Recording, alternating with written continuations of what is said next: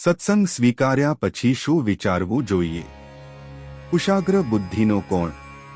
પ્રશ્નના જવાબ માટે સાંભળો સાગર કથા 27 જુલાઈ 2024ના અમૃત બિંદુ. વક્તા પરમ પૂજ્ય સદ્ગુરુ શ્રી રામકૃષ્ણદાસજી સ્વામી. શ્રી સ્વામિનારાયણ સંસ્કારધામ ગુરુકુળ ધ્રાંગધ્રા.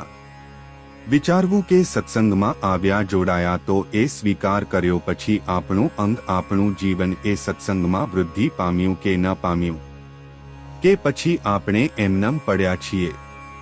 ઈર્ષા, અદેખાઈ, કામવાસના, રસાસ્વાદ, લોભ, મત્સર, અસૂયા, રાગ દ્વેષ, એકાદા પ્રત્યેની આંટીઓ, એકાદા બીજા પ્રત્યેના મનુષ્ય ભાવ, પ્રાકૃત ભાવ વગેરે બધું આપણે અંદરથી સૃષ્ટિ ધોઈને બધી સાફ કરી શક્યા કે ન શક્યા?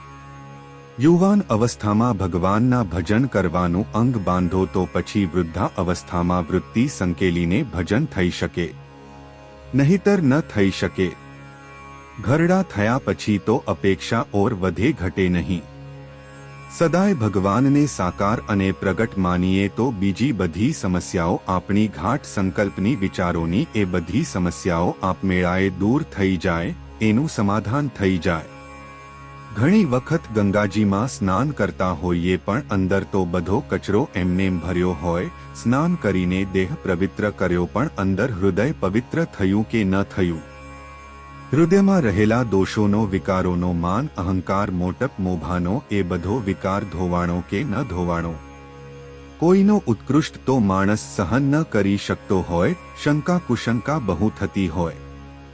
કુશાગ્ર બુદ્ધિનો એ છે કે જે પોતાના આત્માના કલ્યાણ માટેનું કરે છે, બાકીના બધા જાડી બુદ્ધિના છે. સત્સંગમાં આવ્યા પછી સત્સંગરૂપી છોડ વૃદ્ધિ પામવો જોઈએ. દાસત્વપણું, મહિમા, નિર્માનીપણું, ધ્યાન, ભજન, આજ્ઞા, ઉપાસના, ધર્મ, નિયમ વૃદ્ધિ પામવું જોઈએ.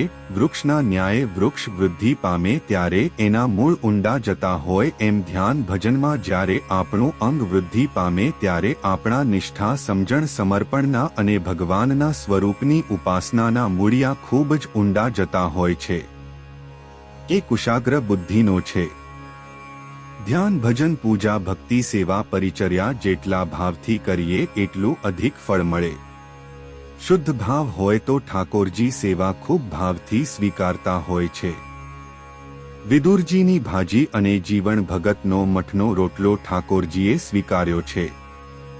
પરમાત્માની ભક્તિ એવી છે કે કોઈ પણ કાળે કોઈ પણ પરિસ્થિતિમાં તમે કરી શકો. એમાં ભાવ જોઈએ. પૈસાવાળા કરી શકે ને ગરીબ ન કરી શકે એવું નથી.